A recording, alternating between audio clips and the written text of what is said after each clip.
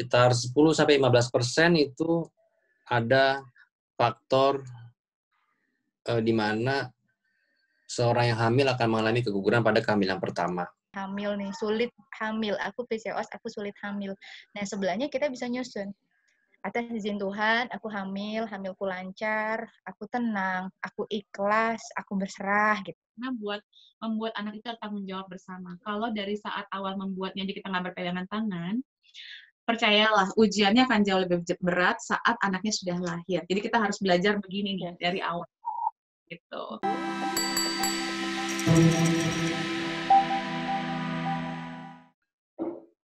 Udah kelihatan ya? Halo, selamat siang dokter. Assalamualaikum warahmatullahi wabarakatuh. Assalamualaikum dokter, makasih. Suara saya kedengeran ya? Kedengeran? Wajah juga kelihatan ya? Wajah kelihatan jelas. Kayaknya lagi di ruang praktek ya dok ya? Enggak, ini lagi di ruang istirahat, lagi ngumpet dulu. Oh, ya. Makasih ya dokter udah nyempetin di tengah-tengah kesibukannya praktek. Kita hari ini mau ngobrol-ngobrol sama... Saya terima kasih diundang. Ya, udah ada sekitar 220-an orang di sini. Banyak ya. Banyak sekali yang sama-sama kita lagi... Padahal di proses ya kemarin ya, banyak yang terlambat, nggak kebagian slot katanya.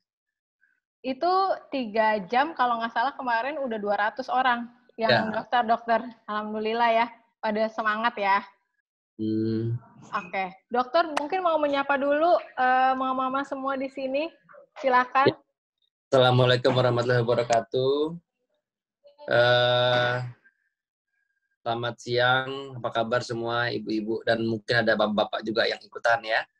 Ini jadi berkaitan dengan promil semua kan ya berarti ya, Mbak ya? Iya dok, berkaitan dengan promil semua. Salah satu semoga kegiatan ini bisa menjadi salah satu hal yang bermanfaat, membantu Bapak Ibu semua untuk mendapatkan kehamilan segera ya, insya Allah. Oke. Dan salam kenal, saya Yasin Yanuar Muhammad. Saya sehari-hari bekerja sebagai dokter kandungan. Ya. Ya, kira-kira begitulah. Iya dok, saya jujur aja nih, saya kan juga lagi promil. Tuh dokter Yasin lumayan padat ya jadwalnya. Saya padahal kerjanya deket daerah Pondok Indah. Tapi kalau lihat ini dokter Yasin penuh, jadi nggak pernah rezeki gitu dapat jodoh. Bisa ketemu nanti. Dokter Yasin. Nah dok, kita mau ngobrol nih. Dokter Yasin nanti di seriesnya Dokter Yasin di tanggal 25 Juni. Jadi nanti Dokter Yasin akan ada kelas khusus ya dok ya, bareng sama mama-mama semua di tanggal 25 Juni itu tentang kenali perbedaan dan persiapan program kehamilan. Dokter Yasin bisa ngasih tahu nggak mungkin nih awalannya gimana nih materi yang dari Dokter Yasin sampaikan ini? Ya pertama ini kan sekarang judulnya Road to Promil ya. Yes. Jalan menuju promil ya. Jadi meskipun kita ngomong mengenai jalan menuju promil, tapi jangan sampai promilnya di tengah jalan ya, karena nggak aman ya. Jadi kalau promil tetap ke dokter kandungan ya, dan nanti kita akan bahas. Prinsipnya sebenarnya gini, yang perlu dipahami adalah gangguan kesuburan itu apa sih gitu kan? Apa yang disebut dengan gangguan kesuburan? Nah itu kita mesti paham. Yang kedua, kapan seseorang atau satu pasangan itu beresiko terhadap adanya gangguan kesuburan ya. Nah, yang ketiga mesti mengenali kapan satu pasangan dikatakan mengalami gangguan kesuburan. Nah, selanjutnya kapan harus mencari pertolongan. Itu yang penting, ya kan? Jadi kita akan bahas hal-hal tersebut. Selain itu nanti pada saat tentu saja karena ini berkaitan dengan reproduksi, dokter yang menangani dokter kandungan ya. Nah, tentu saja nanti ibu-ibu dan bapak juga akan ingin bertanya, apa saja nanti yang dikerjakan untuk menangani gangguan kesuburan ini, gitu kan? Ya, nanti kita juga akan bahas langkah-langkah apa saja yang diperlukan untuk mengatasi gangguan kesuburan atau penanganan gangguan kesuburan atau infertilitas. Ada banyak sekali metode dan berbagai langkah yang nggak banyak lah, tapi ada beberapa langkah yang perlu dikerjakan sehingga nantinya terapi yang diberikan kepada Manggilnya apa? Mama papa ya? Iya, Mam, mama-mama. Kebetulan kayak kebanyakan mama-mama nih dok hari ini. papanya nggak ada ya? Udah Papanya pada. nggak ada, mungkin udah mulai masuk Jadi, kantor. ya, jadi pada saat akan diterapi, kita akan betul-betul melakukan pemilihan terapi yang cocok, yang sesuai, dan tentu saja akan memberikan peluang untuk meningkatkan terjadinya kehamilan sesuai dengan kondisi masing-masing, ya kan? Karena tiap orang tentunya memiliki situasi yang berbeda-beda, Oke. ya. Jadi kira-kira nanti kita akan bahas hal-hal tersebut, serta mungkin kita bisa bahas berbagai mitos dan berbagai fakta yang mungkin nanti bisa muncul pada saat kita diskusi, kan? Banyak sekali mitos-mitos yang juga didengar masyarakat atau sering dibahas, sehingga itu membuat galau berkepanjangan, ya kan? Ya. Jadi mudah-mudahan nanti kita bisa bahas berapa? 2 jam ya? Kira-kira nanti 2 jam. Tapi nanti kalau seru, mungkin aja bisa lebih ya dok ya? Live terus 24 jam Iya, boleh. betul. 24 jam loh. Dok, aku boleh nanya sedikit gak sih waktu itu ya, pas aku pertama kali program tuh pas 1 tahun pernikahan tuh ke rumah sakit ya, sebelum 1 tahun. Itu tuh agak sedikit diketawain gitu loh sama dokternya, ngapain 1 tahun tuh masih udah ke dokter untuk program hamil. Emang gitu ya dok ya, batasannya tuh emang minimal 1 tahun baru deh kalian mulai agak rungsing gitu ya, bingung Ya, kenapa belum punya ini keturunan. sebenarnya yang pengen hamil sejak pernikahan hari pertama udah boleh pengen hamil, ya kan? Dan boleh mau periksa dokter kandungan boleh, nggak ada masalah. Kan tujuannya untuk screening, check up dan lain-lain ya. Jadi tidak ada batasan seseorang nggak boleh ke dokter kandungan setelah waktu tertentu gitu kan. Jadi boleh aja, mau pagi akad nikah, siangnya dokter kandungan juga boleh. Ya. Tapi biasanya jarang gitu ya. Biasanya setelahnya lah. Ya. Jadi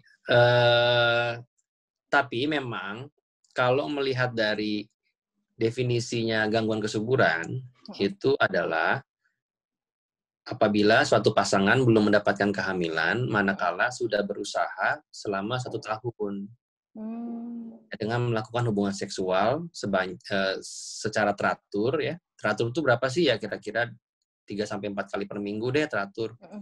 Bukan 3 kali sehari ya, tapi per minggu. Nah, tanpa menggunakan kontrasepsi. Jadi itu apabila mengalami itu maka disebutkan satu pasangan itu mengalami gangguan kesuburan. Nah, itu ada langkah-langkahnya tuh kalau memang termasuk infertilitas.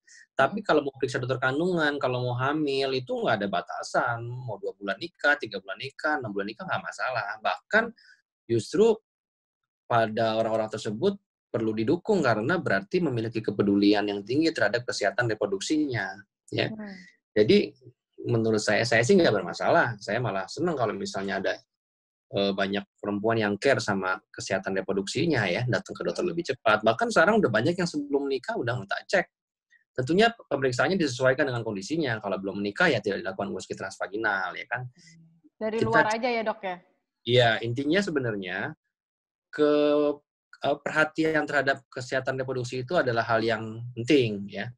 Jadi dokter kandungan itu milik semua perempuan ya, baik dia belum menikah, sudah menikah, jadi nggak ada masalah sih. Dok, kalau aku buka sesi tanya jawab, boleh dok? Kita pilih 3-5 pertanyaan. Mam, semua yang mau nanya silakan boleh chat di kolom komen, tapi jangan private, di umum aja. Nanti kita pilih 3-5 pertanyaan ya, yang memang bisa ditanyain langsung ke dokter Yasin. Silakan bisa ditanyain di chat, udah bisa kalau mau nanya-nanya tentang seputar yang tadi.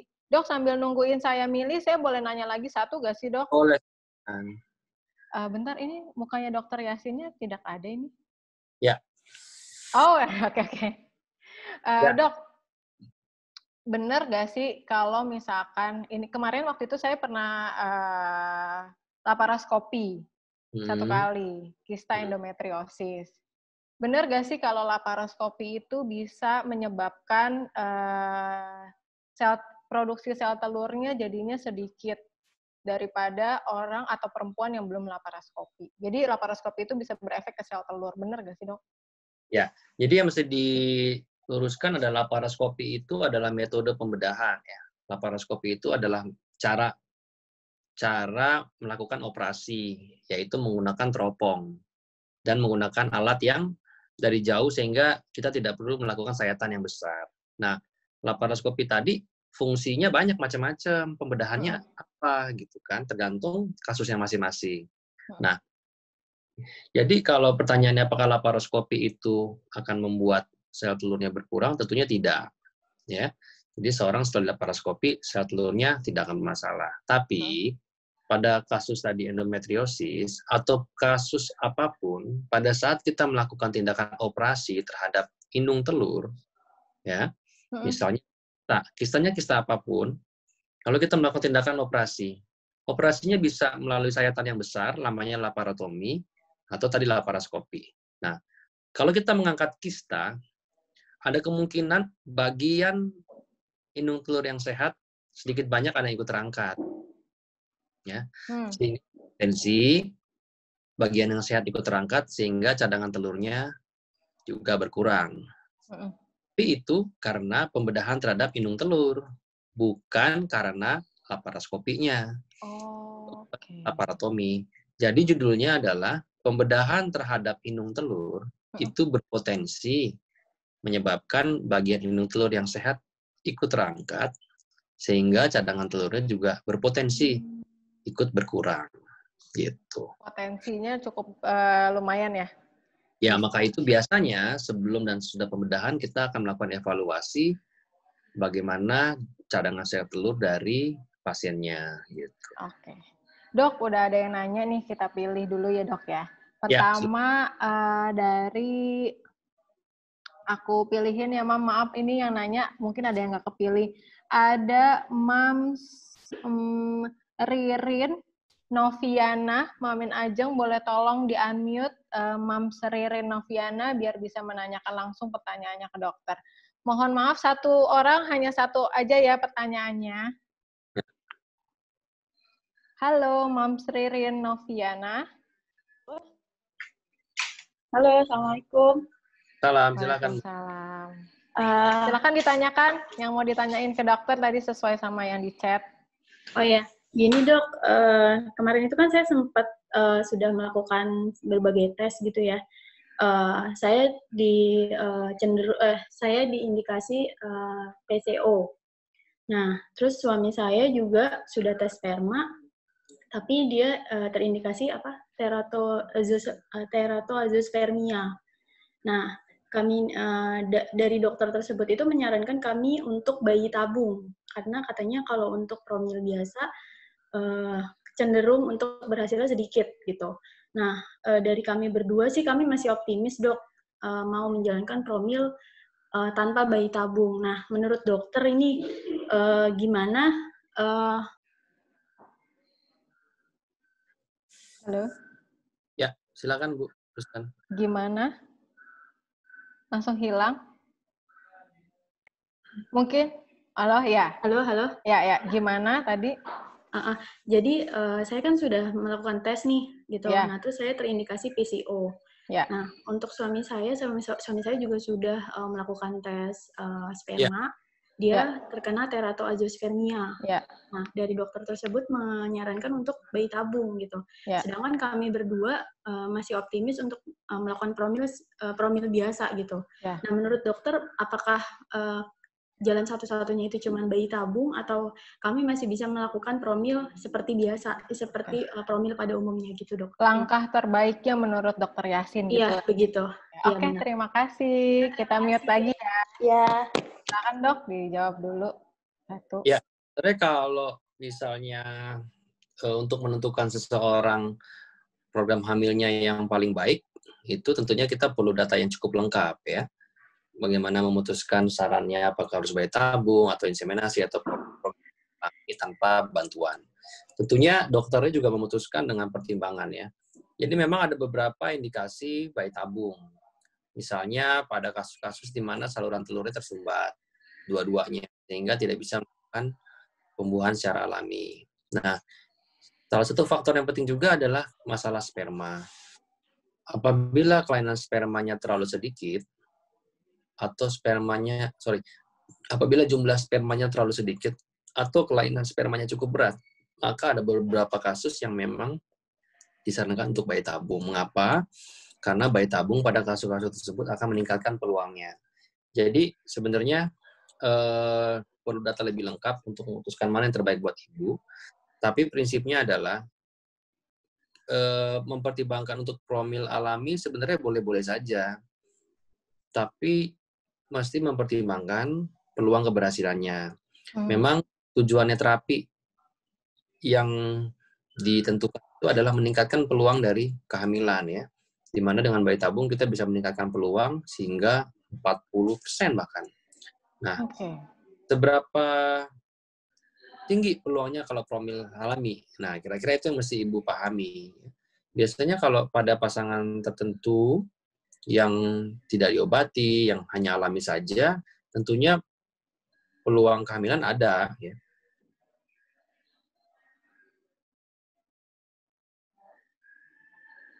Halo. Hamil alami tahu-tahu tiba-tiba bisa aja ada. Oh. Halo, ya. Sekarang perlu. Oke, jadi kalau bisa disimpulin, kalau peluangnya tidak setinggi kalau diterapi. Ya, program bayi. Jelas ya? Tadi agak putus sedikit, Dok. Ya, nah, jadi pilihan terapi tentunya masing-masing ada kurang dan lebihnya, dan itu hal yang perlu didiskusikan sama dokternya. Apakah bayi tabung, apakah sempat untuk promil, kalau promil alami gimana gitu. Saya kira gitu. Oke. Nanti di kelasnya Dokter Yasin yang tanggal 25 Juni, mungkin kita akan ngebahas lebih detail masing-masing peluang atau kans dari si program hamilnya itu tadi ya, Dok ya? Ya. Ada inseminasi, bayi tabung, dan tadi lainnya juga. Benar, Dok? Ya, betul. Oke, jadi aku pilih satu lagi aja nih ya, Dok ya, karena lumayan nih waktunya, kejar-kejaran. Ya. Ada Ibu Nia Rohmawati. Mamin Ajeng, tolong di-unmute. Nia Rohmawati, Ibu Nia. Sudah menikah 2 tahun, hamil 2 kali, dalam 6 bulan keguguran. Halo. Halo. Halo Ibu Nia, apa kabar? Silakan Ibu Nia kalau ingin menanyakan langsung ke Dokter Yasin pertanyaannya. Iya, Assalamualaikum dokter. Waalaikumsalam. Jadi gini, saya kan sudah nikah 2 tahun. Ya. Kira-kira 9 bulan yang lalu saya hamil pertama, di week ke-7 atau 8 itu keguguran. Kemudian kata dokternya disuruh nunda 3 bulan. Setelah 3 bulan saya diberi rezeki lagi. Kemudian keguguran lagi. Sudah tes torch, itu IgG-nya reaktif semua, tapi untuk IgM-nya negatif. Sudah cek aviditas juga, itu sudah di atas 30% semua juga. Itu kira-kira langkah selanjutnya untuk promil ketiga apa? Soalnya setelah keguguran berulang itu agak trauma gitu loh. Dicek sperma belum, Bu? Belum. Ya. Oke. Terima kasih Bu Nia, tetap semangat ya. Suaranya kita mute lagi. Oke, silakan dokter. Ya, sebenarnya peluang keguguran pada seseorang itu memang bisa dialami sama tiap orang ya.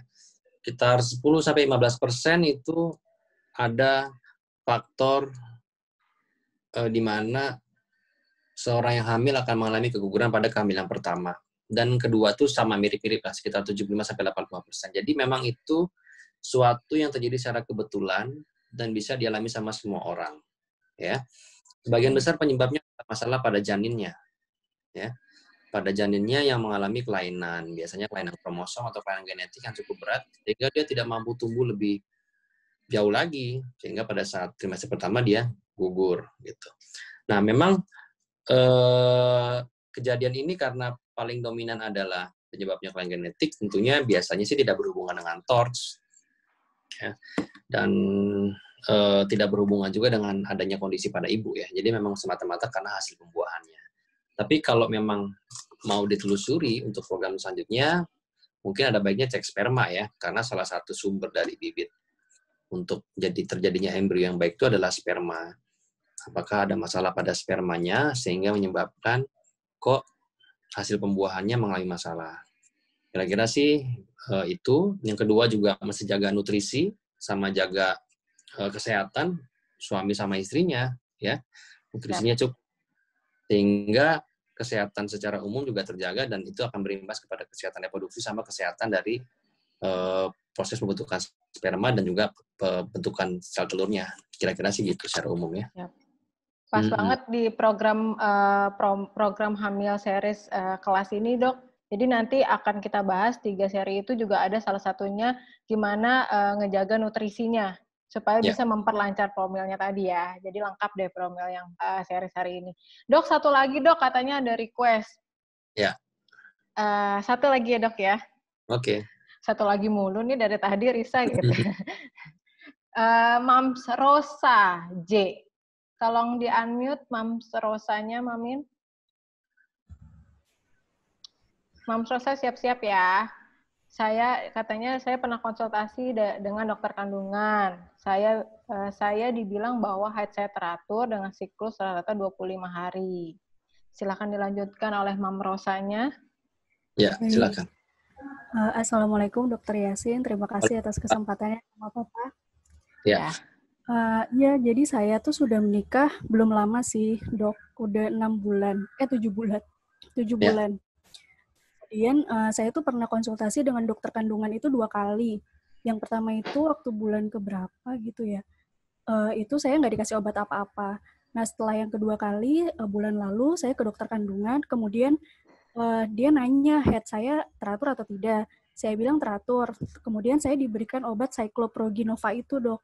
Itu kira-kira saya harus berapa lama ya, Dok, mengonsumsi obat itu? Karena kan saya cuma dikasih obatnya itu 1 kali aja gitu.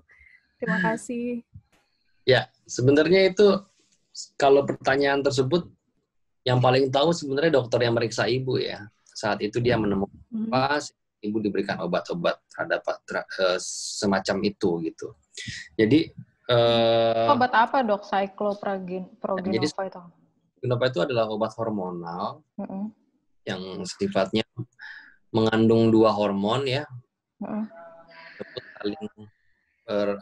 Saling melengkapi. Biasanya tujuannya salah satunya untuk meregulasi haid ya, meregulasi haid atau melakukan penanganan pada perdarahan-perdarahan yang sifatnya abnormal. Nah, tapi itu secara umum. Nah, tentunya tiap dokter saat melakukan pemeriksaan punya rencana masing-masing berdasarkan apa yang ditemukan. Jadi untuk berapa lama minumnya tentunya ibu perlu berkonsultasi lagi dengan dokter yang memberikan obat ya. Diminum berapa lama dan setelah berapa lama apa langkah selanjutnya yang perlu dilakukan. Tapi kira-kira ya Cycloproginova itu adalah salah satu obat hormonal yang sifatnya untuk melakukan regulasi haid atau regulasi menstruasi dan juga untuk mengatasi berbagai masalah berkaitan dengan perdarahan haid. Kira-kira begitu. Ya, yang penting ibu-ibu tetap semangat ya. Nanti kita akan ketemu tanggal 25 Juni untuk ngobrol macam-macam. Tetap semangat, tetap sabar ya, tetap positif terutama ya. Insya Allah dengan suasana yang positif dan program hamil itu adalah kerjaan berdua ya. Jadi sesama suami istri harus saling mendukung dan saling melibatkan dan saling menyemangati. Kita ketemu nanti sesi yang berikutnya. Oke? Kalau bisa nanti ikut kelasnya berdua sama suami ya Dok ya, mungkin ya. Ajak juga. Oke, terima kasih dokter. Ya, dokter masih bisa tetap join atau melanjutkan praktek, nggak apa-apa. Dadah-dadah dulu mungkin Mam sama dokter Yasin. Hai semuanya. Dah. Assalamualaikum. Waalaikumsalam. Terima kasih dokter. Oke, terima kasih dokter. Nah, sekarang kita sesi kedua sama Mbak Mila atau yang biasa dikenalnya Jamilatus Syadia. Followersnya sangat banyak sekali di Instagram. Beliau adalah seorang bidan dan hypnobirthing spesialis serta doula yang sudah tidak asing lagi. Mbak Mila sudah join di grup di room ini. Halo, sudah. Halo, gambarnya oke. Halo Mbak Mila, assalamualaikum. Halo. Waalaikumsalam warahmatullahi. Apa kabar Mbak Mila? Baik, gimana kabarnya Mbak Risa dan teman-teman semua? Baik, bisa semuanya di sini ada 230-an orang yang sedang menunggu. Mbak Mila, nanti kan kelasnya di tanggal 2 Juli ya, hari Kamis setelah Dokter Yasin tadi. Di sini judulnya bagaimana menyiapkan mental dan fisik sebelum promil. Nah, tadi Mbak Mila sempat bilang sedikit, sebenarnya lebih dari itu, Mbak Risa, gitu. Nah, boleh ceritain nggak, Mbak Mila, nanti tuh apa aja dan gimana? Oke, aku kenalan dulu kali ya sama Ya, ibu boleh. ini mama di sini. Oke, assalamualaikum warahmatullahi wabarakatuh. Selamat sore. Terus abis itu salam sejahtera untuk bapak ibu sekalian, termasuk mungkin ada calon adik bayi loh di samping kita. Boleh dong nitip salam juga sama calon-calon adik bayi. Kita boleh bilang dari sekarang visualisasikan, halo mama papa udah siap, kalau kamu udah deket kita boleh masuk ke dalam rahim mama. Itu tuh menjadi salah satu doa, afirmasi atau visualisasi, dan nanti akan sebenarnya ada dalam materi aku gitu ya. Perkenalkan, nama aku Mila, background pendidikannya bidan dan praktisi hypnobirthing sama prenatal gentle yoga di Profi Klinik. Mungkin teman-teman ada yang tahu kali ya Profi Klinik gitu. Nah, nanti aku bahas tentang gimana persiapan secara holistik. Jadi nggak cuma bodinya, fisiknya, tapi juga mind dan spiritual. Karena rata-rata Mbak Risa banyak juga ternyata blockingnya untuk mendapatkan kehamilan ini dari mind. Kita mungkin agak sedikit satu-satu ya, ngebahas sedikit aja buat nanti kira-kira akan kebayang pada saat Juli nanti apa sih yang akan dibahas gitu. Ya. Misalnya dari body nih, fisik gitu kan. Selain tadi ada Dokter Yasin, kita rutin pemeriksaan masalah kita dan juga suami gitu kan. Karena yang namanya hamil itu berdua. Jadi ada sel telur dan juga ada sperma. Dari awal tuh udah paham itu, karena kalau misalnya hanya satu yang berjuang gitu agak sulit juga gitu. Nah, dari body selain menjaga kesehatan, mungkin nanti Bu Debi dari nutrisi, terus habis itu kita udah ikhtiar ke dokter untuk melihat cek reproduksi kita, tapi juga jangan lupa untuk persiapan mulai dari tubuh kita bisa dengan salah satunya olahraga gitu, persiapan fisiknya.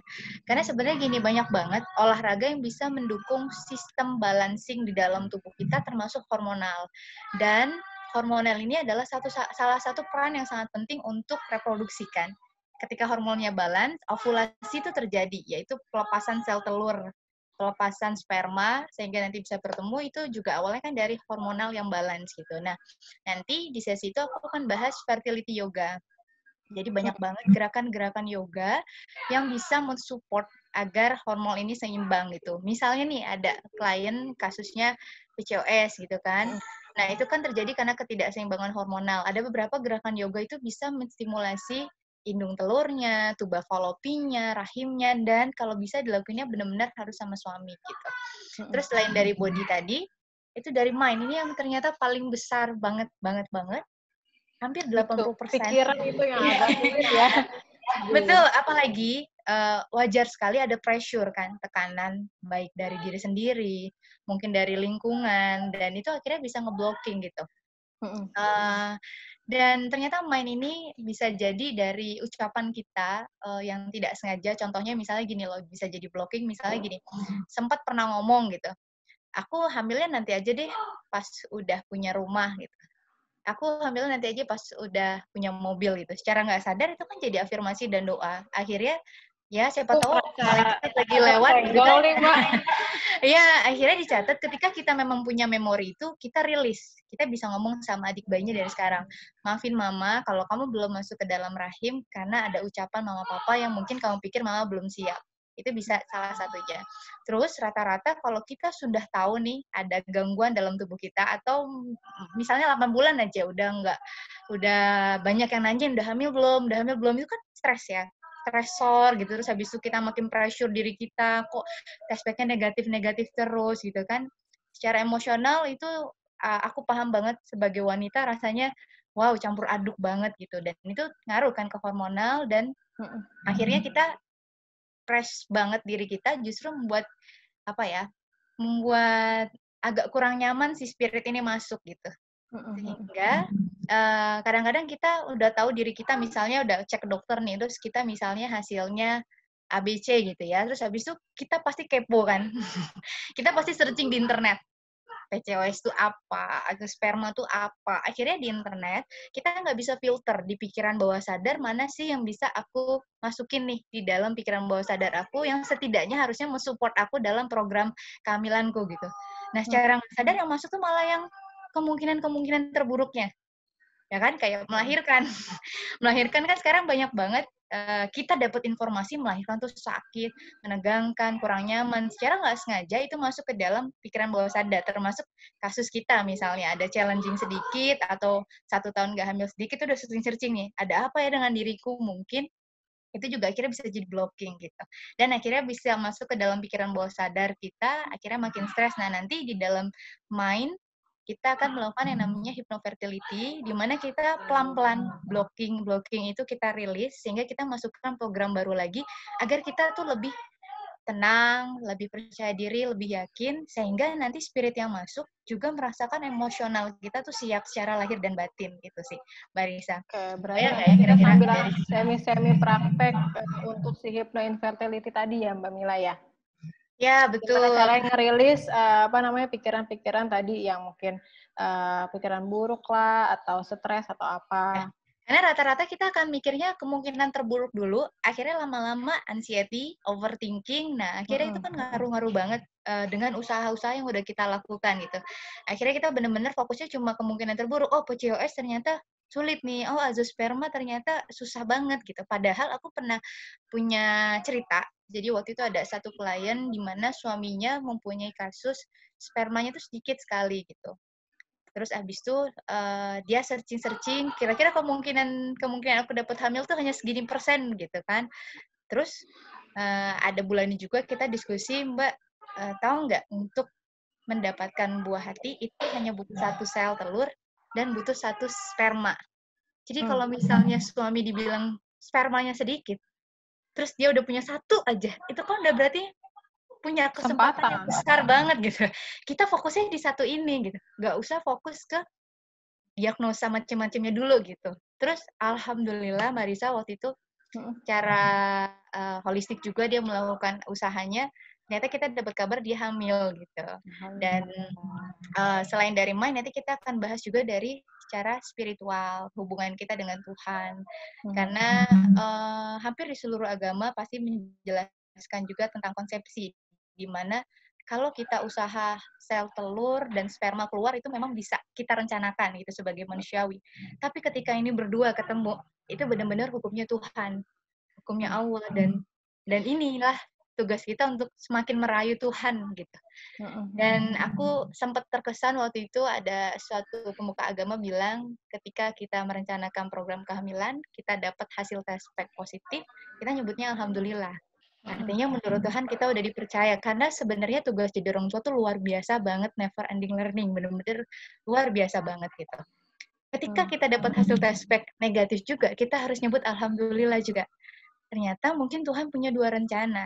Kita dibebaskan tanggung jawab ini, atau Tuhan menyiapkan malaikat kecil kita, yaitu kita biasa nyebutnya calon Khalifatullah, calon wakil Tuhan di bumi ini, mungkin luar biasa, sehingga Tuhan juga ingin nyiapin orang tua yang luar biasa, di mana Tuhan pengen banget orang tuanya benar-benar prepare, siap, karena yang akan hadir nih wakil Tuhan yang luar biasa. Jadi kita dikasih kesempatan untuk belajar banyak banget gitu, Mbak Risa. Karena saat aku jadi ibu, terus aku belajar, itu ternyata banyak banget yang harusnya aku bisa pelajari sebelum jadi ibu gitu. Tapi kan yang namanya belajar kan berproses terus ya. Nah, mungkin salah satu mindset itu bisa kita tanemin gitu. Jadi kita bisa berhusnuzon terus sama Allah, dan itu yang akan membuat kita jadi salah satu rayuan bahwa Allah, semoga aku disiapkan, aku siap, dan akhirnya doa kita sama-sama dikabulkan. Oke. Semangat semuanya. Kita aku juga bantu buka doa sesi terus. pertanyaan kali ya Mbak Mila, boleh ya? Boleh. Pertanyaan silakan, mau mama semua yang memang mau nanya, silakan, yang tadi berkaitan tentang holistik, mind and body gitu ya, kesehatan secara fisik. Sebelum nungguin pertanyaan, aku mau nanya satu hal nih ke Mbak Mila. Boleh. Aku dengar teori gitu ya, menurut aku masih kayak teori, karena mungkin aku juga belum tahu aku sudah melakukannya apa enggak. Banyak yang bilang, oke, kalau kita melakukan sesuatu, program apapun itu, dengan caranya, karena aku tipe orang yang banyak ekspektasi, gitu. Nanti pas aku udah pernah nemuin beberapa kali ekspektasiku nggak dapet, itu kecewa banget, terus habis gitu ada yang bilang, udah serahin aja, berserah, kalau kita udah ikhtiar, gitu, tapi hasilnya tuh serahin aja. Tapi sebenarnya aku tuh sebenarnya nggak tahu ya, dibilang ikhlas, ya ikhlas, tapi pingin gitu. Itu gimana sih maksudnya konsep dari si menyerahkan atau mengikhlaskan itu tuh Gimana Mbak Mila? Oke, itu bagus banget karena Mbak Risa nggak cuma Mbak Risa sendirian, aku pun juga orang yang selalu punya ekspektasi tinggi dan Mbak Risa nggak sendirian, pasti banyak yang kayak gitu. Wajar Mbak Risa, saat kita merasa kecewa, kesal, sedih, marah, justru itu kita lagi dalam kondisi kesehatan mental kita dalam keadaan baik. Kita udah sadar nih, aware, kita punya perasaan itu. Itu yang lebih buruknya lagi kalau kita nggak paham emosi kita pada saat itu. Jadi ketika kita tidak mendapatkan sesuatu atau nggak sesuai dengan ekspektasi, pasti awalnya kecewa, sedih, kesal, marah. Tips pertama yang pertama kali harus dilakukan, nggak apa-apa, rasain dulu feelingnya. Ketika kita udah benar ngerasain feelingnya, diakui pelan-pelan, itu akan ada di tahap acceptance, dan itu pasti butuh waktu banget. Nggak dalam waktu sehari, sebulan gitu ya. Ketika ada di tahap acceptance gitu, kalau kita ngebahas soal energi, itu adalah energi yang paling tinggi. Dan kalau spirit janin masuk di dalam energi tubuh kita yang luar biasa lagi dalam keadaan bagus, kita juga udah mupuk si janin ini secara nutrisi emosional kita juga baik gitu.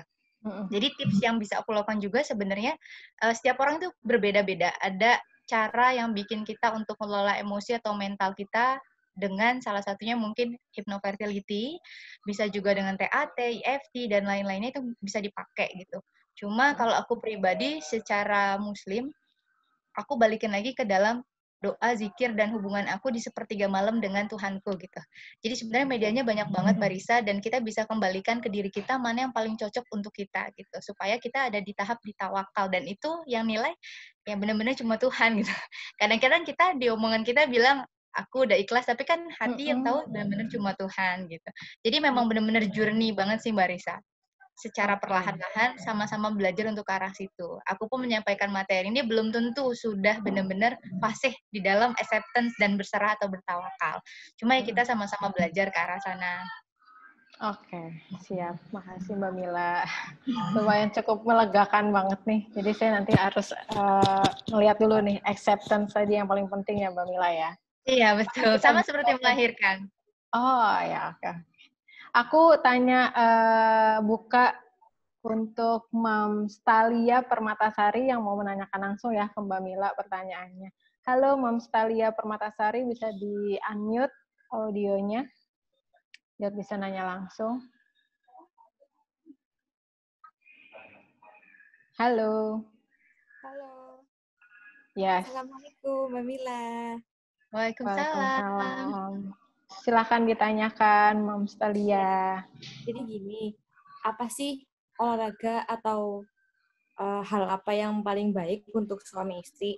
Karena kan kita sama-sama capek aktivitas harian. Suamiku juga kerjanya tuh kerja fisik, kan harus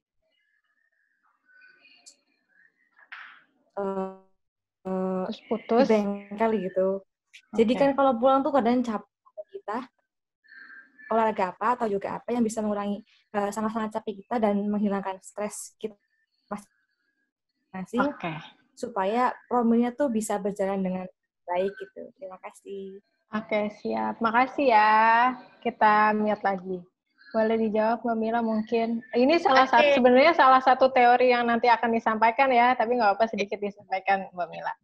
Oke, makasih banyak Mbak Talia. Semoga dilancarkan ya promilnya, aku bantu doa selalu. Nah, kalau untuk olahraga sendiri, sebenarnya Mbak Talia bisa memilih olahraga di mana fokus di bagian organ reproduksi.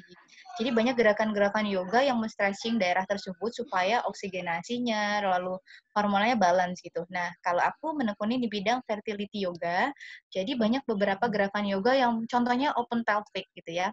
Ketika hip opener gitu ya Mbak Mila ya? Ya, hip opener gitu ya. Ketika pelviknya dibuka, rahim juga creating space gitu. Di situ di rahim itu ada tuba fallopi, ada ovarium, di mana itu kita bisa sambil melakukan nafas, relaksasi, dan sambil kalau di hipnofertility yang namanya visualisasi.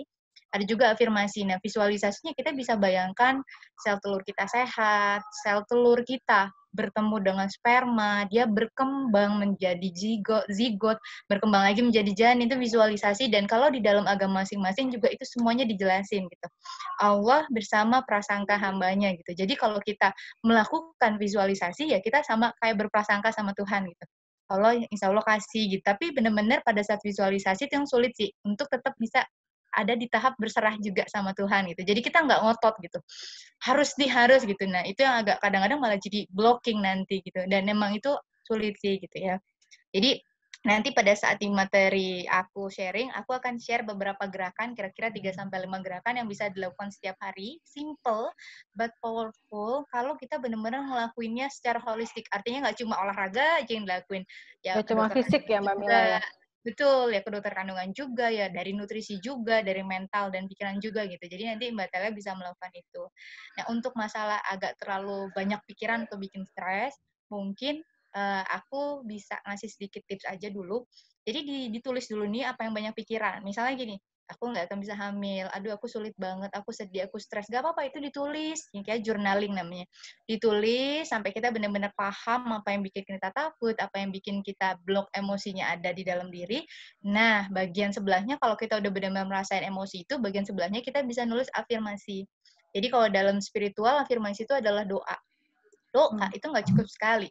Berulang-ulang kayak kayuhan sepeda, syarat doa, yakin sama Tuhan, yakin sama doanya, kayak apa ya, kayak kita udah bener-bener merasakan itu, dan sampai kayak ngerasanya gue udah dapet, terus kayak udah nggak butuh lagi nih gitu. Dan itu emang perlu waktu gitu. Jadi benar-benar merasakan ada janinnya, ada di dalam rahim, itu dibawa dalam visualisasi atau doa setiap sholat gitu. Dan nanti ketakutan itu sebelahnya bisa ditulis afirmasi positif atau lawan katanya.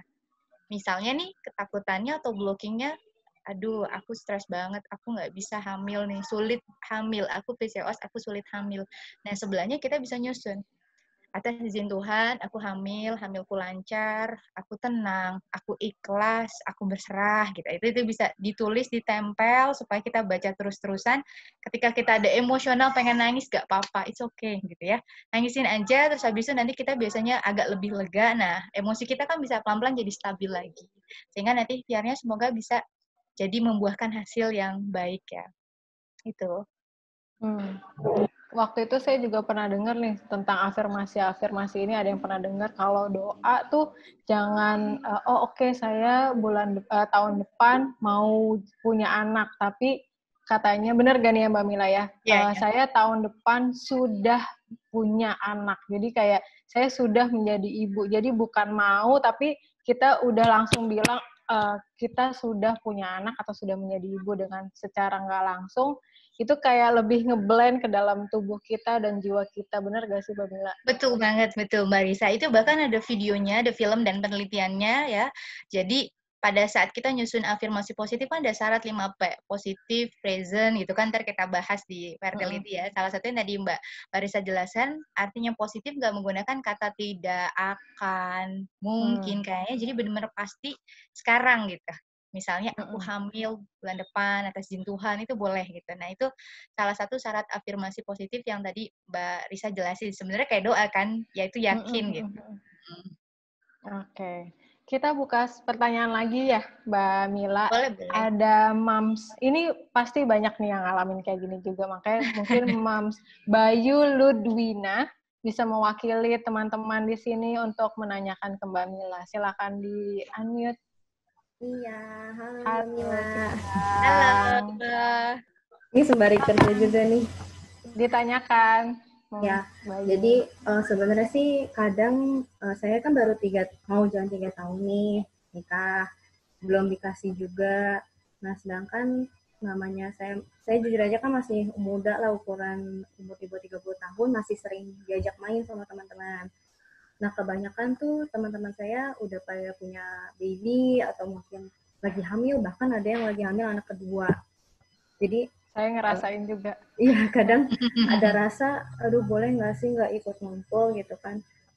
Tapi mau nolak juga nggak enak gitu. Akhirnya ya udah saya ngumpul, walaupun pas hari ngumpul saya have fun, tapi pas udah berdua sama suami tuh kayak aduh kok makan hati, terus jadi malah punya pikiran jahat loh kok. Padahal teman-temannya biasa aja juga ya, Mams ya, nggak sih, kayak nanya-nanya terus aja. Gitu kan. Ya. Cuman kadang yang saya kurang terima itu di sisi lain teman saya tuh dikasih rezeki misalnya punya anak kedua gitu kan, dengan jarak kurang dari 1 tahun dari anak pertamanya. Terus teman saya ini mengeluhkan lah gitu kan, kenapa sih kok nggak nanti-nanti aja gitu. Nah di situ saya cuma bisa diem sih, maksudnya kamu nggak ngerasain kayak gitu kan. Ya. Udah dikasih gitu ya, Mams ya. Kok dikasih malah mau nanti-nanti kita yang udah lama, tapi kok susah gitu. Padahal saya juga hidup sehat kok, misalkan gitu ya. Saya juga usaha apa gitu ya. Kadang ada yang kan nanti dulu aja lah mau main, tapi malah udah dikasih duluan, jadi nggak bisa honeymoon, terus juga gini gitu. Ya. Oke, pertanyaannya apa kira-kira? Gimana harus menghindari pikiran itu sih sebenarnya, apakah tetap ya udahlah ikut ngumpul aja atau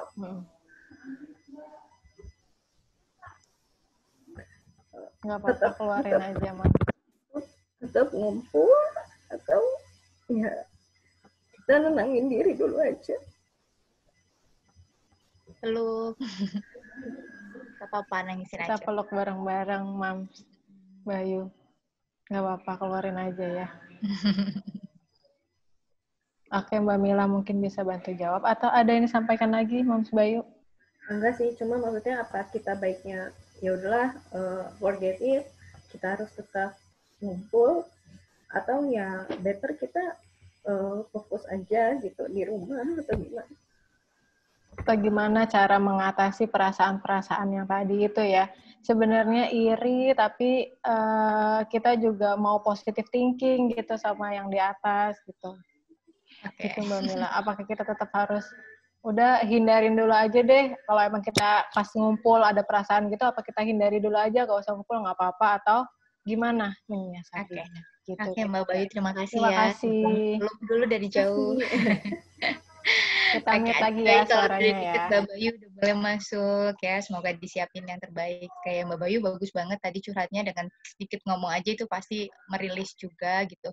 Jadi kalau misal perasaan Mbak Bayu secara feeling rasanya struggle, ketemu nggak nyaman, itu sebenarnya valid gitu. Jadi jangan sampai kita denial dulu nih sama perasaan kita gitu. It's okay, nggak apa-apa.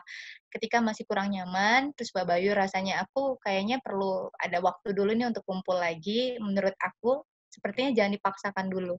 Karena kalau kita masih memaksakan diri, ya akhirnya begitu lagi gitu loh. Jadi, ya nggak apa-apa, perlu waktu dulu. Ketika nanti memang ada perasaan feeling, kayaknya udah siap nih untuk ketemu, ya udah ketemu dulu gitu.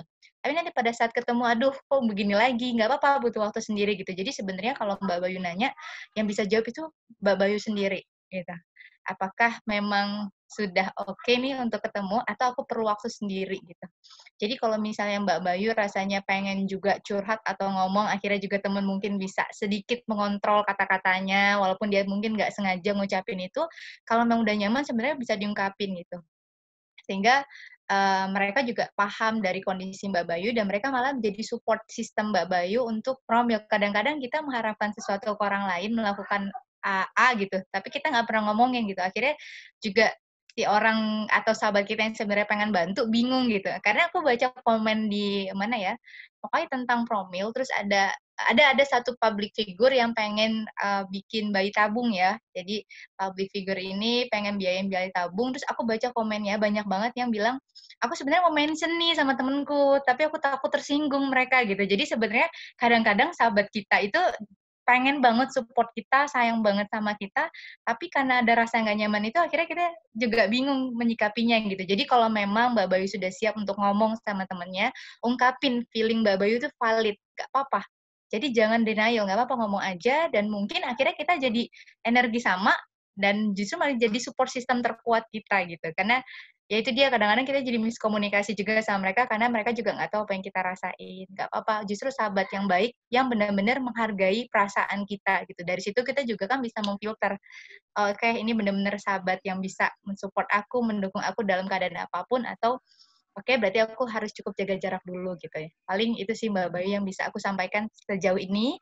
Nanti kalau memang butuh waktu lagi, ada step selanjutnya yang sangat bisa membantu pada saat emosional, namanya hypnofertility. Itu sangat bisa dilakukan dalam keadaan emosi kita benar-benar saat lagi down, saat lagi kesal, marah. Sampai sekarang pun aku tetap melakukan ini gitu dalam kondisi kasus yang lain, mungkin bukan fertility, tapi dalam kehidupan aku tetap secara emosional aku bisa melakukan relaksasi yang lebih dalam untuk mengatasi beberapa keluhan-keluhan yang ada dalam tubuh maupun kehidupanku gitu.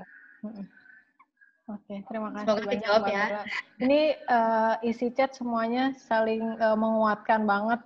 I feel you katanya banyak yang kayak gitu. Jadi Mbak Bayu nggak sendirian, kita peluk bareng-bareng, kita saling nguatin. Jadi kita punya grup yang isinya peserta ini Mbak Mila. Oh, Jadi gitu. isinya tuh benar-benar saling nguatin. Semoga grup ini bisa kalau memang nanti minta tidak dibubarin atau gimana, kita bisa saling menguatkan di situ ya, jadi support system kita saat kita lagi down atau kita lagi butuh pertanyaan dan segala macam tentang perjuangan kita masing-masing ini. Amin. Karena memang kan ada naik turun ya, benar-benar kayak iman. Makanya support system kayak tadi Mbak Risa itu bagus banget Mbak Risa. Semoga bisa dilanjutin grup WhatsApp-nya.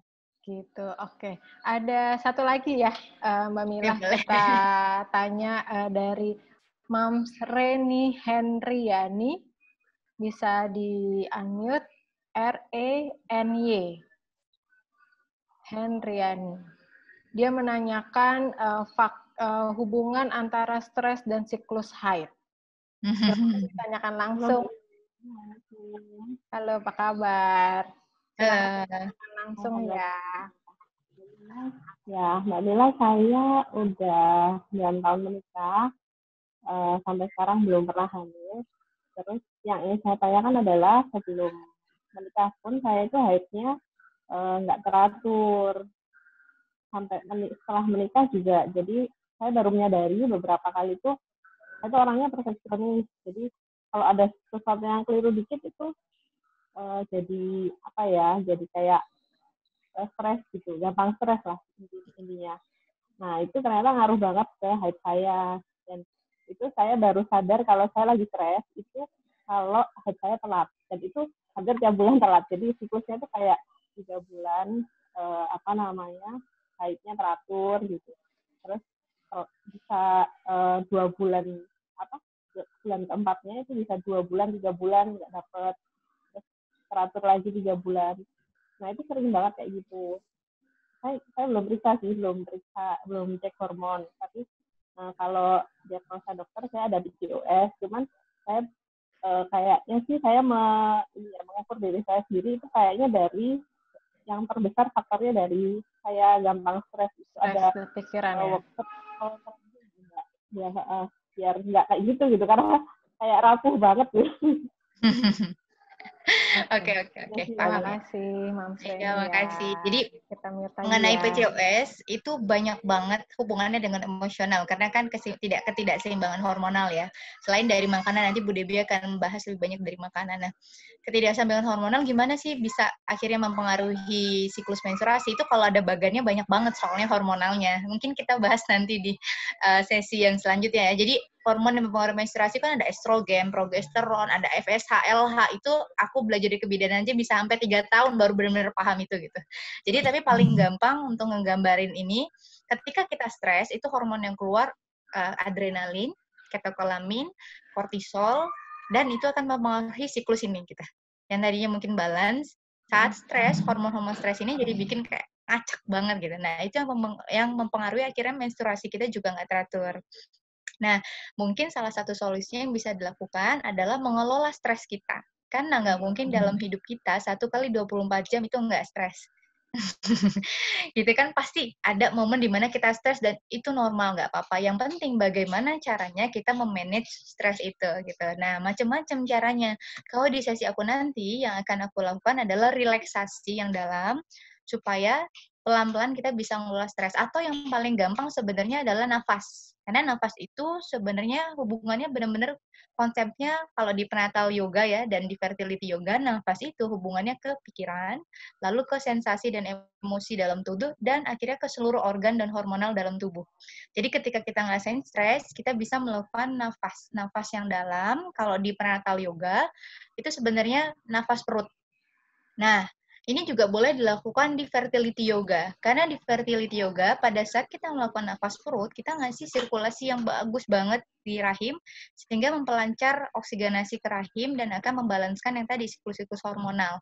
Gitu ya, karena pada saat kita tenang, yang akan keluar adalah hormon serotonin, hormon endorfin, dan ini akan mempengaruhi siklus hormonal menstruasi tadi. Nah, harapannya dengan nafas itu, pelan-pelan kita bisa menguasai pikiran, sehingga pada saat menguasai pikiran, kita bisa menguasai tubuh kita, dan itu akan berespon ke seluruh hormonal kita. Jadi nanti mungkin aku share juga nafas perut yang dalam dan yang tenang di sesi selanjutnya di fertility yoga gitu. Karena nanti topiknya adalah body, mind, spirit. Karena 3 aspek ini nggak bisa dipisahkan kalau kita mau merencanakan kehamilan gitu. Terima kasih ya Mbak Mila. Oke.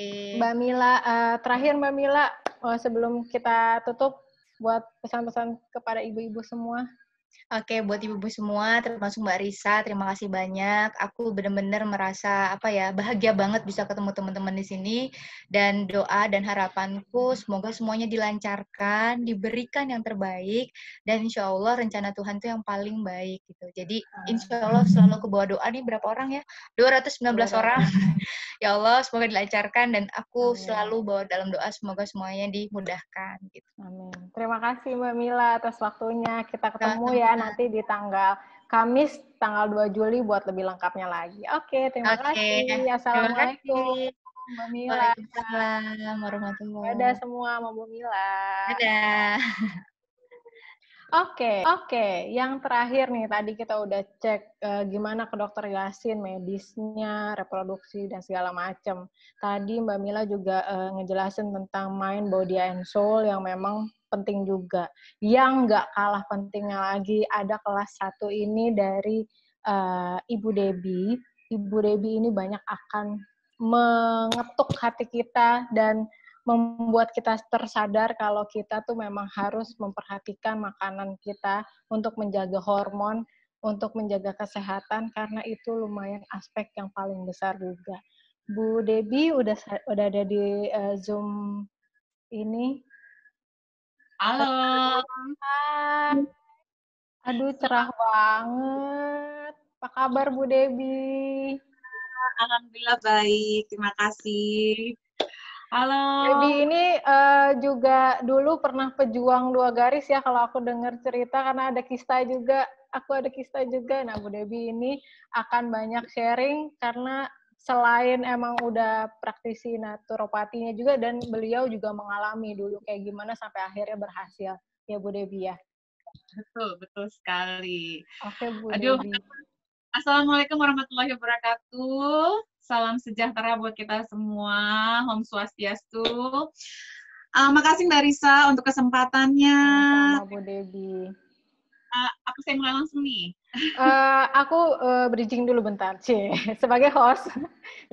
Jadi nanti Bu Debbie akan ada kelas di tanggal 9 Juli, di hari Kamis, minggu ketiga, itu tentang memperlancar promil dengan menjaga kualitas hormon dan kesehatan tubuh. Jadi nggak cuma memulai, ini juga bisa memperlancar kalau kalian nanti program-program yang nanti akan kalian jalani. Seperti apa sih Bu Debbie kira-kira kisi-kisi untuk ibu-ibu semua di sini? Aku tadi tuh sejam ngedengerin. Ini first of all ya Mbak Risa, aku senang banget.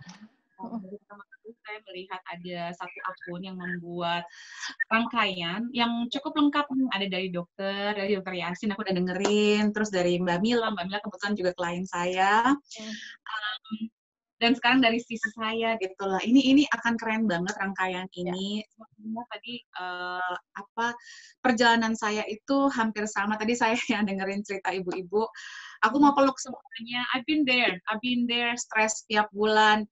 Ngelihat mens lagi tuh nangisnya tuh bisa sampai gimana, ngelihat temen gitu ya, kayak aku tuh nggak pernah rokok, nggak pernah obat-obatan, kok susah banget. Sementara teman-teman kuliah aku yang wah segala macam dicobain, kok mereka hamil lagi.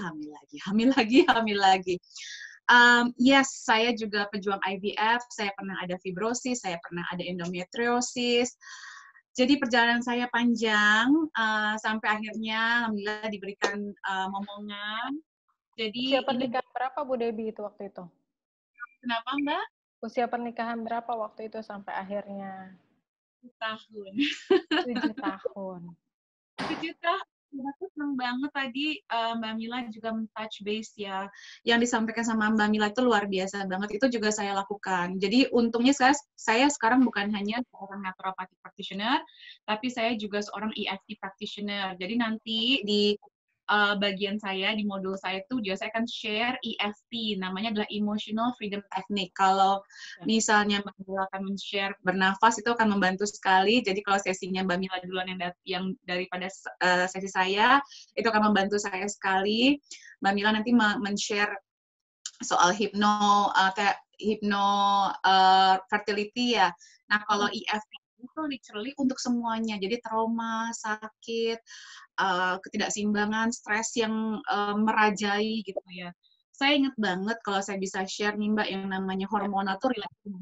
Dan kadang-kadang ada banyak kata-kata yang berhubungan dengan fertility yang bisa mengganggu kestabilan kita. Saya ingat waktu saya baru menikah, ada tante saya yang susah punya anak, ngomong ke saya dengan masih muda ya, dengan happy-nya, namanya juga orang baru nikah kan ya, aduh, nanti habis nikah, saya akan punya anak, saya akan begini, saya akan begitu. Itu adalah apa ya, pikiran semua orang yang baru menikah tentunya ya. Terus tante saya dengan entengnya dia sambil lawat ngomong gini, udah, jangan terlalu happy. Nanti gimana kalau susah hamil? Itu tuh terpatri di otak saya sekian tahun. Nah, setelah saya mempelajari apa yang tadi Mbak Mila sebutkan soal stres yang related dengan pikiran kita sendiri, negatif thought kita sendiri ya, itu harus dikeluarkan dulu. Nah, EFT itu seperti itu. Jadi membantu untuk perbaikan hormonnya juga, keseimbangan hormon selain dari makanan, karena faktor makanan itu hanya 35%, Mbak. Terus terang 35%. Tetapi yang namanya stress level itu merusak 60% dari imun sistem tubuh kita.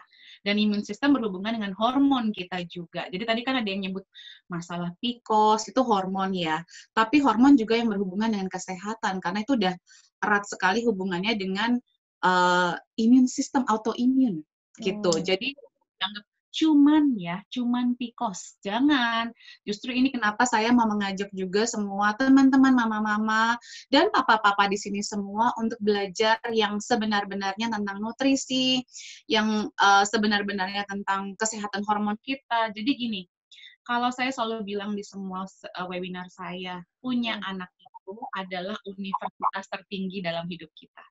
Dan universitas ini yang belajarnya nggak kelar-kelar. Nggak lulus ya gitu ya Bu Debbie ya kayaknya. Kenapa Mbak Rita? Nggak lulus kayaknya ya.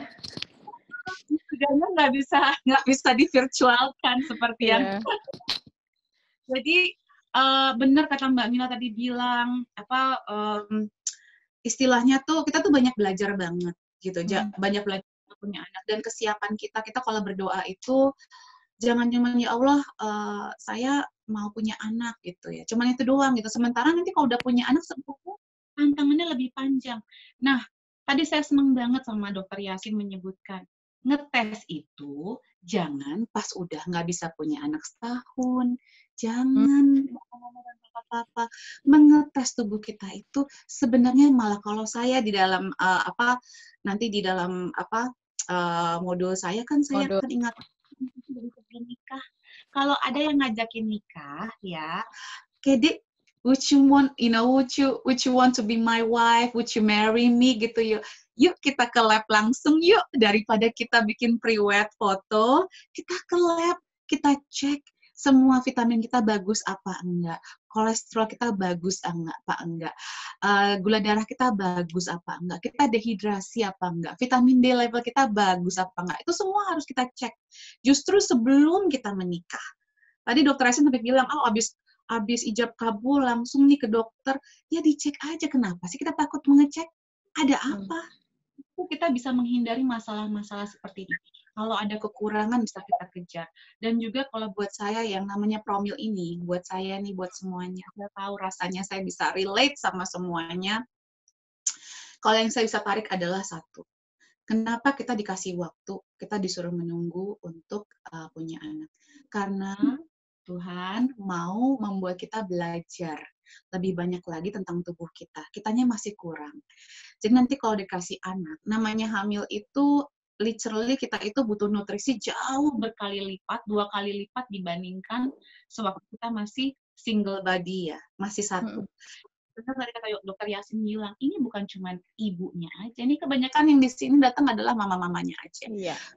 Kamu kemana? Justru yang kalau kita belajar sains itu, yang namanya sperma itu adalah elemen paling penting loh untuk menentukan kromosom, menentukan kesehatan anaknya. Nanti ibunya penting juga pas lagi hamilnya. Jadi bernafasnya penting, nutrisinya penting. Pastikan kita tahu nutrisi apa aja yang kita butuhkan sebelum, saat, dan sesudah hamil. Jadi kita bisa mencegah banyak loh. Ini saya nanti di dalam modul saya bukan hanya ngomongin soal promilnya aja, tapi juga berkesinambungan sampai nanti setelah hamil. Karena apa? Sekarang yang namanya postpartum depression itu meningkat. Yang namanya masalah ibu-ibu hormonal imbalance setelah punya anak itu meningkat juga. Jadi kalau saya pernah punya pengalaman juga yang namanya kan saya punya anak susah itu ngalamin ya. Tapi setelah punya anak kok sayanya malah jadi berantakan hormon saya karena saya kurang mengerti saat itu. Walaupun sebenarnya saya udah belajar nutrisi atau naturopati dari cobaan ke suami saya itu sebelum saya hamil justru. Tapi yang namanya belajar itu harus benar-benar dipahamin sedalam-dalamnya. Jangan sampai kita cuma belajar cuma sambil lewat aja atau kalau sampai cobaan aja datang ke kita. Jangan. Kita harus bisa menjamin agar nanti pas lagi udah punya anak pun, kita sebagai ibu yang menjadi tonggak keluarga nih ya, itu juga sehat lahir dan batin, supaya anaknya juga sehat lahir dan batin. Orang udah didoain, udah di segala macam, ntar kalau pas anaknya lahir, ibunya malah kurang optimal gitu kesehatannya, jadi gampang marah, jadi gampang stres dan segala macam.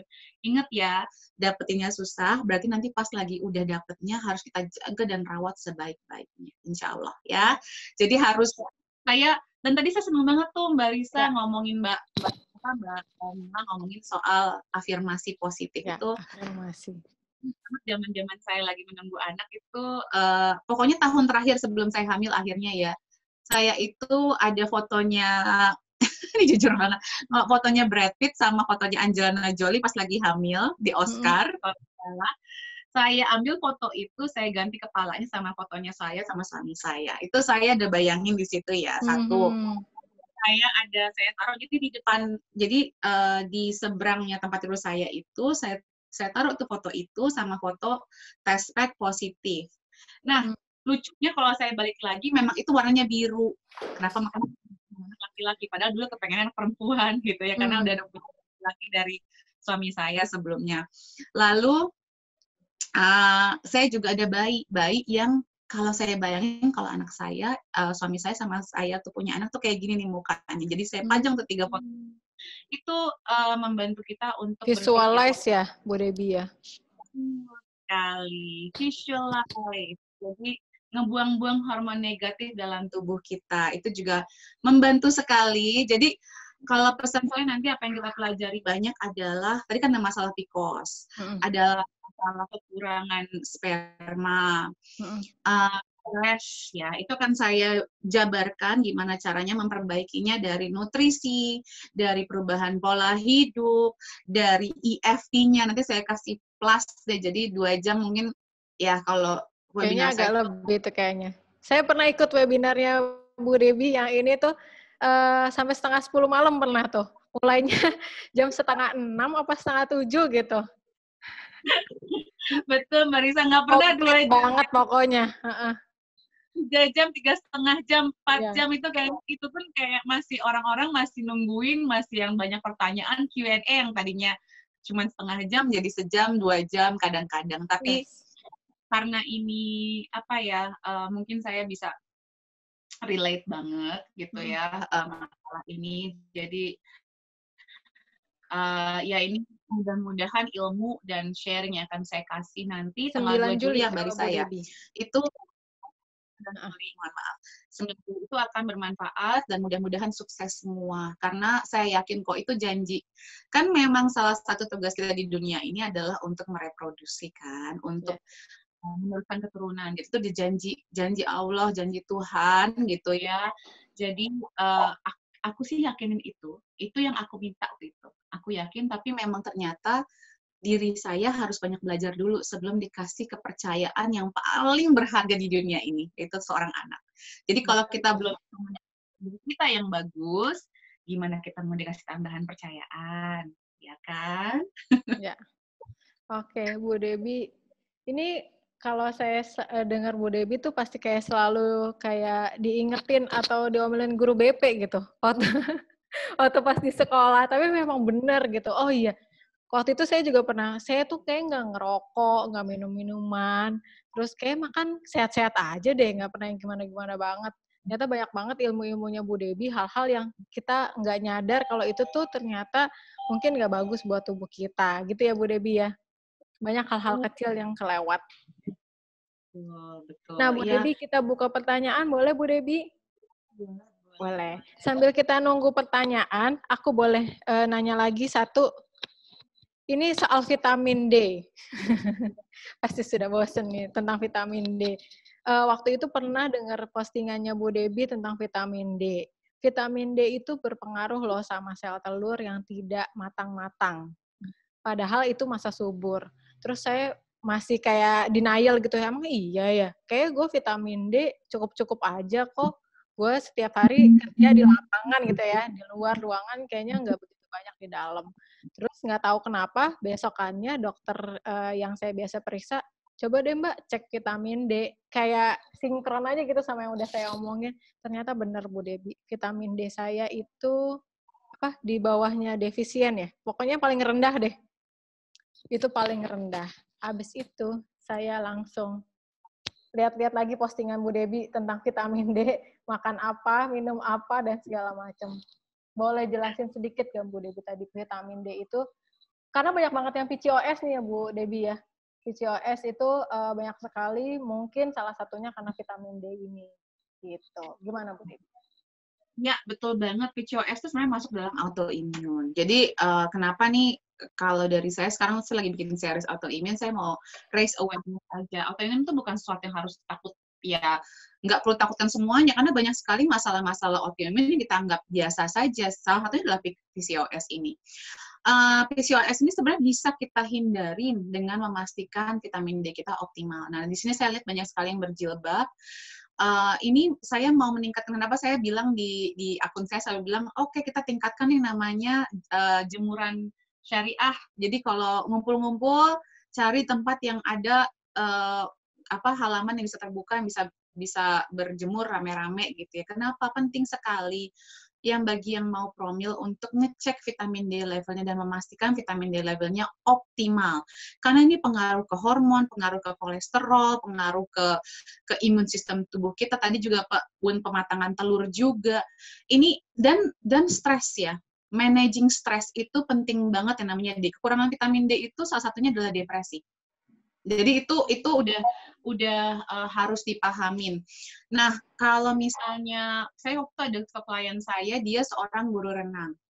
Dia waktu saya tanya, vitamin D kamu gimana? Udah pernah tes belum? Aduh, saya kan sehari bisa 4 jam di bawah sinar matahari di kolam renang. Terus saya tanya lagi, pakai bajunya apa? Saya pakai baju tertutup, soalnya kan nggak enak sama guru-guru yang lain. Ini beliau di Indonesia soalnya. Jadi pakai baju panjang, celana panjang gitu ya, baju renang yang seperti itu. Ya udah tes aja. Beliau vitamin D-nya 11. Gitu. Ini orang yang biasa setiap hari di bawah sinar matahari. Jadi kalau mau berjemur itu harusnya terbuka. Kulit terbuka. Jadi kebuka tanpa ada sunscreen. Muka boleh pakai sunscreen ya. Saya tahu ibu-ibu biaya perawatannya mahal mungkin ya. Jadi tapi sebagian besar badan itu harus terbuka. Nah, ini penting sekali. Itu yang alami dikasih sama Allah, gratis 350 hari dalam setahun mungkin di Indonesia. Kalau saya agak kesulitan karena saya di UK, jarang-jarang nih gelap nih sekarang ini udah 3 hari gelap. Jadi kalau misalnya udah kekurangan banget, ada PCOS dan PCOS dan ada juga promil ya, masalah dengan reproduksi, sok atau diambil suplemennya. Jangan takut suplemen, tapi cari yang bagus ya. Ya. Sekarang saya minum vitamin D langsung yang 10.000 IU. Menurut dari dokter. Oke. Kita tanyain ya, Bu. Belum tes lagi, Bu Debi. Udah 2 bulan apa 3 bulan saya belum tes lagi. Nanti tunggu pandemi agak mendingan kali ya. Oke, kita tanyain ya Bu Debi pertanyaan yang udah masuk. Ada Mams Jati, bisa tolong di-unmute. Kita nanyanya face to face ya Bu Debi, langsung biar kayak offline event gitu berasanya. Aku senang seperti itu. Mams Jati, halo. Sudah di-unmute kah? Ah, sudah nih. Halo. Halo, silahkan ditanyakan ke Bu Debi pertanyaannya. Oke, harus pakai video ya. Sorry. Aduh, seneng banget nih sebelumnya bisa ada kesempatan buat ngobrol sama Bu Debi. Saya mau nanya nih, sebenarnya kalau dari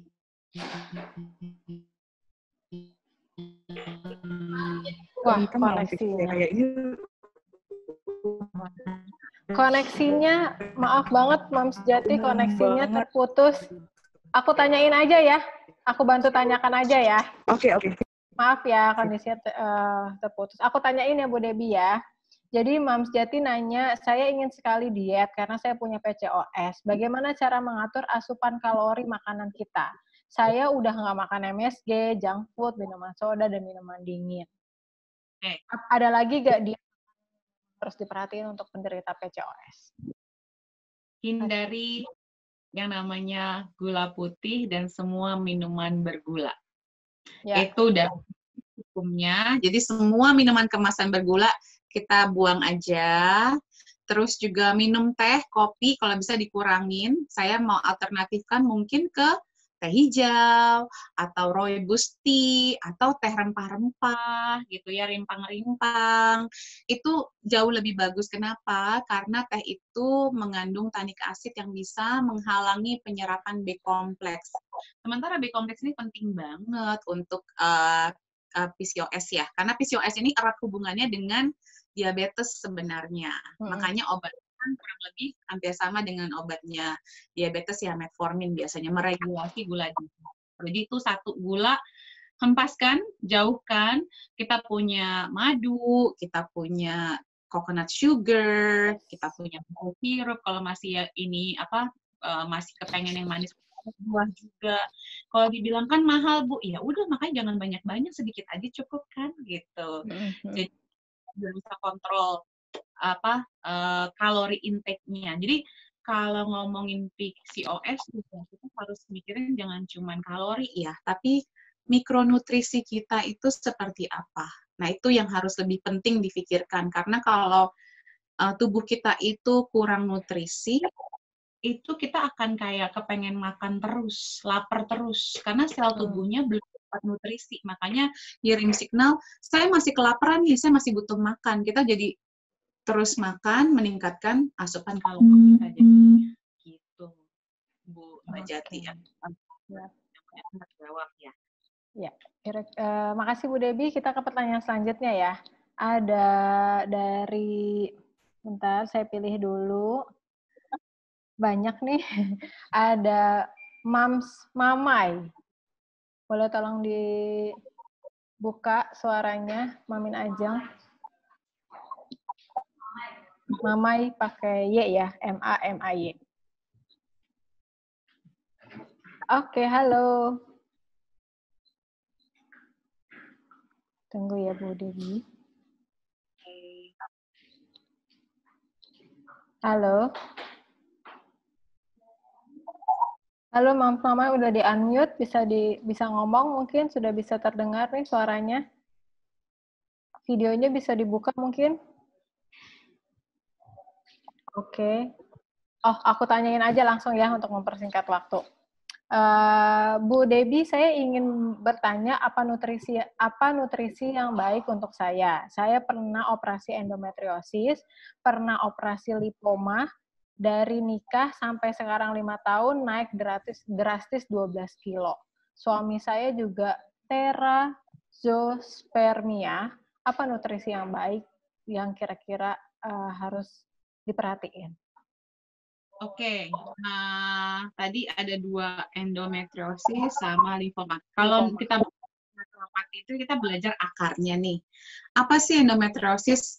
Itu ketidakseimbangan hormon, satu, dan itu inflamasi dalam tubuh kita. Limfoma juga sama, itu inflamasi dalam tubuh kita, tapi juga ada ketidakmampuan untuk mengeluarkan toksin atau racun dari dalam tubuh kita.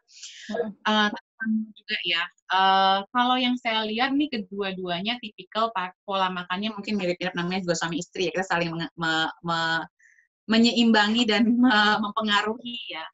Jadi satu, kalau ngomongin diet untuk kasus-kasus tersebut di atas, kurangin yang menyebabkan inflamasi dalam tubuh kita.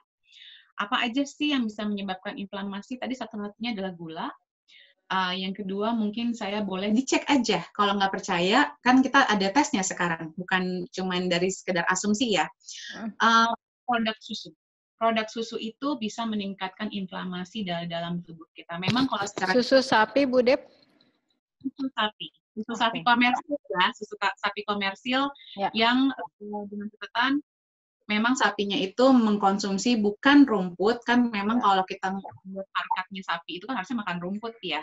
Kalau misalnya makan rumput, dia dapat vitamin D dari rumputnya, dia dapat omega 3 juga gitu.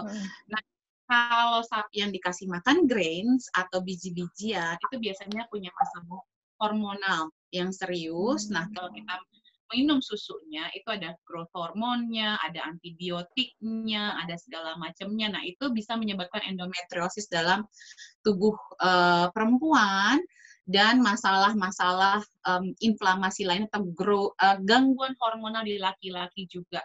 Jadi ini yang perlu dihindarin kalau buat saya. Dan tentunya kalau ngomongin diet, nanti saya akan bahas lebih spesifik di modul ya. Itu pastikan semua nutrisi yang dibutuhkan tercukupi. Tadi saya udah bilang, kita ngerasa lapar, terus ngemil, terus bawaannya itu sebenarnya bukan kita kurang makan atau kurang kalori, tapi kita adalah kurang nutrisi. Tapi kita kan asumsikan, saya baru post nih di akun saya tadi malam ya, gitu ya. Di tahun 2020 masih aja berpikir karbohidrat itu nasi, mie, sama roti aja, gitu. Sementara itu udah dijadikan kayak landasan, karbohidrat itu harus yang paling banyak porsinya. Kalau karbohidrat paling banyak porsinya, kalau cuma dari karbohidrat yang nutrisinya kurang, ya tentu tubuh kita sel-selnya akan kurangin nutrisi. Jadi wajib untuk tahu nutrisinya apa aja yang paling penting untuk 3 masalah ini. Nanti saya berdasarkan dari, ini actually bagus juga sih ada pre-webinar ya. Jadi saya melihat apa sih masalah-masalah yang banyak dialami oleh calon peserta-peserta ini gitu ya. Endometriosis, PCOS, tadi gangguan di jumlah sperma ya di suaminya. Nanti mungkin itu saya fokuskan nutrisinya seperti apa di dalam modul yang sama 9 Juli gitu. Tapi yang pasti sih memang lengkap sih. Modelnya Bu Debbie itu memang lengkap banget. Iya, dan sangat amplifikatif di kehidupan sehari-hari gitu. Kalau menurut saya juga, jadi mudah dijangkau dan emang masuk logika ya. Kadang-kadang kan mungkin ada yang, oh ini apa bener ya, tapi Bu Debbie bisa sangat dengan apik menjelaskannya kalau itu memang seperti itu gitu ya, harus dijalankan. Satu lagi Bu Debbie boleh, sebelum kita menutup rangkaian ini, dari Mams Yudis Rahma Mulani. Boleh tolong di-unmute? Mams Yudis menanyakan tentang polip di rongga rahim. Oke. Ya. Assalamualaikum. Maaf ya. Saya udah 3 tahun nikah. Terus 4 bulan nikah, pas baru-baru nikah itu ternyata kan pas dokter periksa ternyata kan ada polip ya. Polipnya itu di mulut rahim. Terus saya dioperasi, maksudnya diambil, operasi kecil diambil. Lalu setelahnya kayak biasa aja kayak gitu promil biasanya ke dokter. Terus baru setahun sempat ngejalanin pola makan sehat juga sampai sekarang sih, cuma saya masih terus-terusan sih, tapi suka ada cheating-cheatingnya kalau setahun yang pertama. Terus tahun yang kedua benar-benar lebih ketat, terus jalanin olahraga, terus kesananya juga mungkin sempat kambuh lagi. Jadi sebelum nikah tuh sebenarnya punya ada gangguan pendarahan yang berlebihan. Jadi misalnya dulu pas SMA tuh dulu suka haid berlebih gitu darah.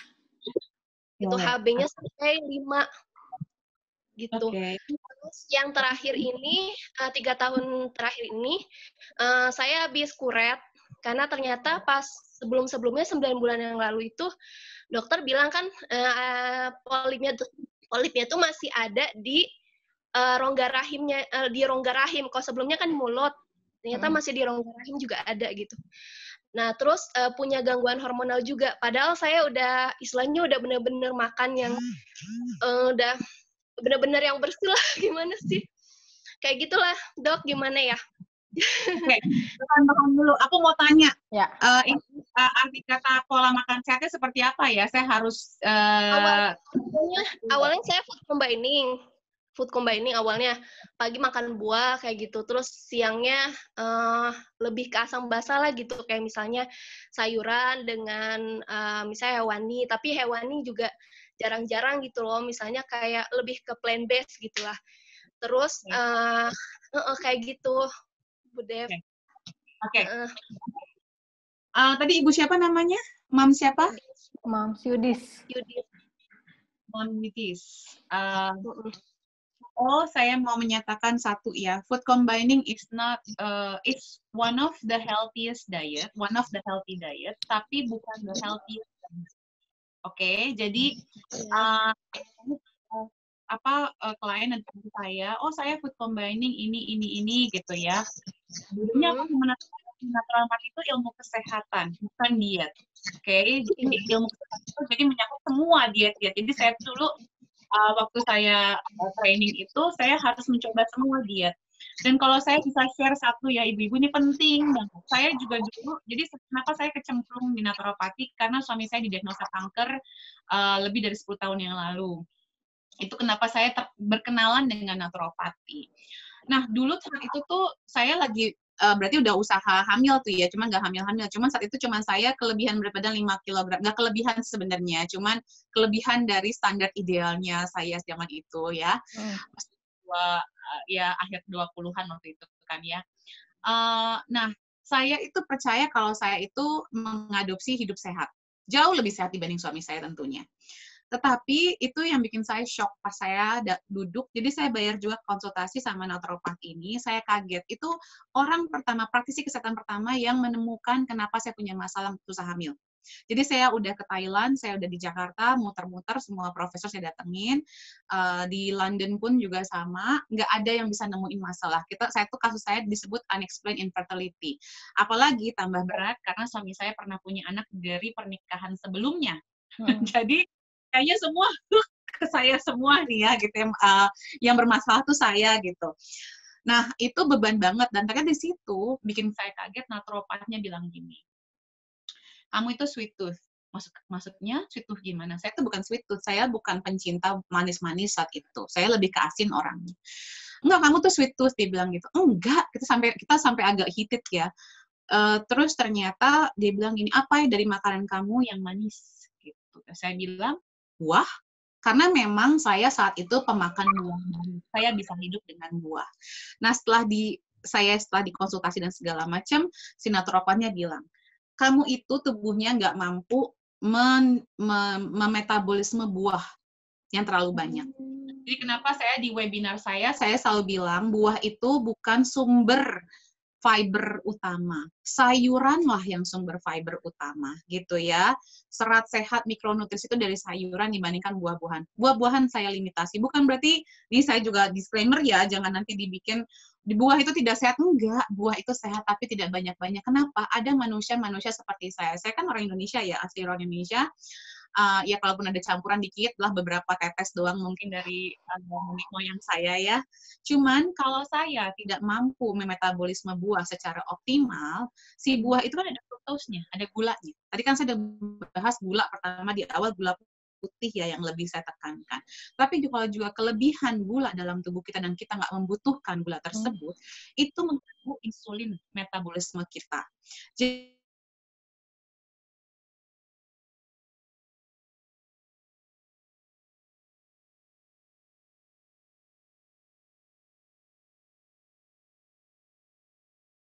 buah, makan pagi buah. Apalagi nih orang-orang yang mau vegan atau vegetarian. Saya mesti gini, kalau mau vegan atau vegetarian, you have to understand. Anda harus benar-benar belajar banget nutrisi apa yang dibutuhkan. Jangan main langsung pindah aja. Kenapa? Nanti kalau ada kekurangan nutrisi, bermasalahnya dalam tubuh kita.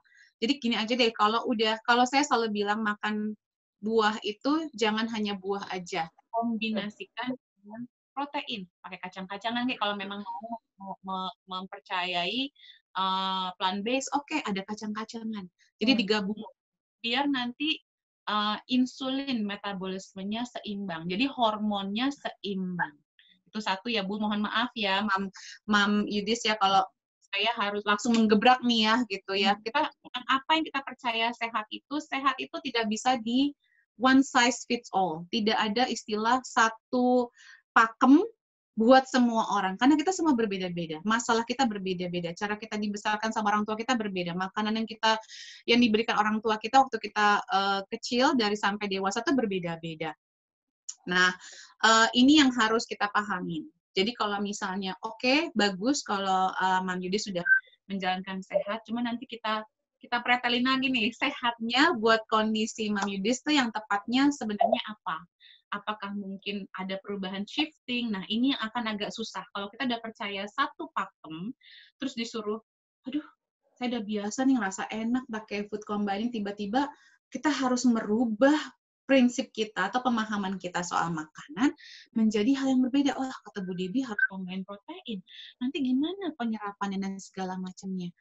Nah, are you ready to unlearn and relearn? Jadi belajar untuk melepaskan ilmu yang sudah kita pahamin dan yakin untuk belajar ilmu baru nih, dan harus dibuka matanya selebar-lebaran tanggal 9 Juli. Ya. Mudah-mudahan bisa membantu Mam Yudis dan mam lainnya, dan papa-papanya saya minta tolong nanti nih Mbak Risa ya, aku minta tolong nanti pas sesinya aku digeret suaminya ya. Benar. Di booking waktu suaminya dari jauh-jauh hari ya Bu Debbie ya. Di booking, dicariin makanan kesukaannya, dijanjiin apapun yang mereka suka gitu. Tenang, kalau kamu datang, kamu dengerin Debbie, apalah gitu, nanti saya masakin kamu makanan kesukaan kamu lah, apalah, pizza lah, apalah, terserah deh. Pokoknya kita rayu supaya mereka datang juga duduk di samping kita. Karena membuat anak itu tanggung jawab bersama. Kalau dari saat awal membuatnya kita nggak berpegangan tangan, percayalah, ujiannya akan jauh lebih berat saat anaknya sudah lahir. Jadi kita harus belajar begini nih dari awal. Gitu. Atau enggak kalau misalkan suaminya sibuk kerja, nanti nonton Zoom-nya di samping suaminya yang lagi kerja di rumah gitu ya. Udah, dipantekin aja gitu. Walaupun dia sambil kerja, pasti kan sedikit-sedikit denger ya. Dipaksa. Oke, terima kasih Bu Debbie. Sudah sangat jelas tergambar, apalagi tadi sudah menjawab beberapa pertanyaan. Jadi mungkin kalau bisa dijelaskan nanti nggak cuma sekedar nutrisi atau makanan yang sehat tubuh. Tadi Bu Debbie juga bilang naturopati itu the whole gaya hidup semuanya, nggak cuma makanan ya Bu Debbie. Jadi nanti juga mungkin karena Bu Debbie EFT practitioner juga, nanti kita akan juga mempraktekkan EFT, mana menerapkan afirmasi positif yang bisa kita jalani dan kita bisa praktekkan nanti di kehidupan kita sehari-hari setelah ikutan kelas Bu Debbie. Betul Bu Debbie? Lengkap banget.